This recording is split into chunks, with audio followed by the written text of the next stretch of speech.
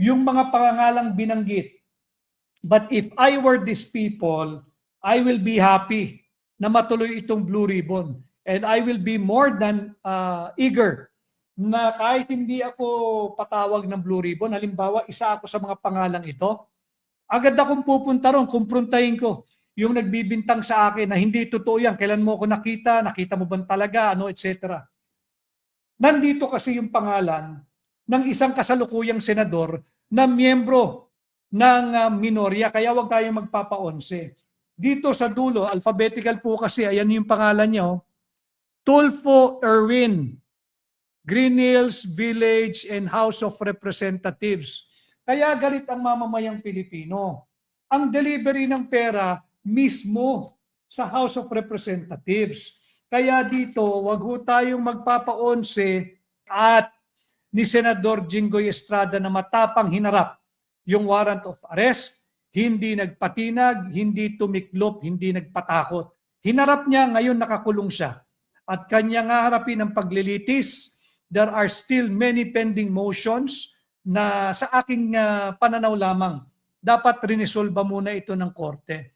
The Division of the Sandigan Bayan should have practiced judicial restraint sapagkat ang nakataya dito ay yung kalayaan, yung liberty ng tao. May pending motions at tama naman yung mga motion, hindi naman ito dilatory, sana pinakinggan muna, dininig muna.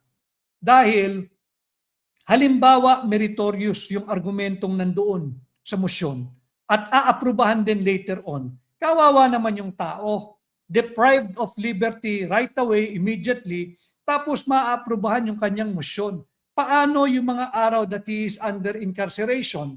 Paano yung mga araw where he was incarcerated? Mababayaran pa ba yung araw na yon? Hindi bali na yung pananalapi maibabalik mo pa ba yung araw na yon?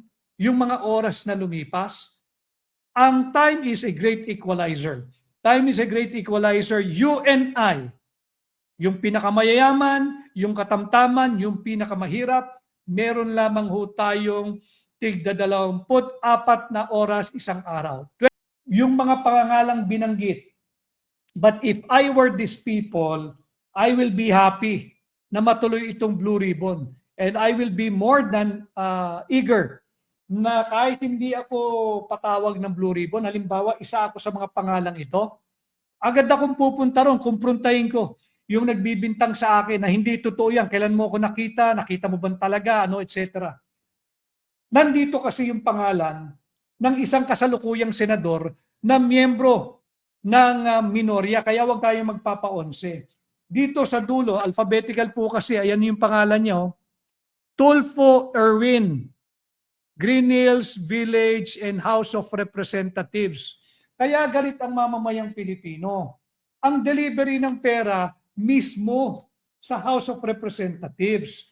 Kaya dito, wag ho tayong magpapa-11 at ni Senador Jinggoy Estrada na matapang hinarap yung warrant of arrest, hindi nagpatinag, hindi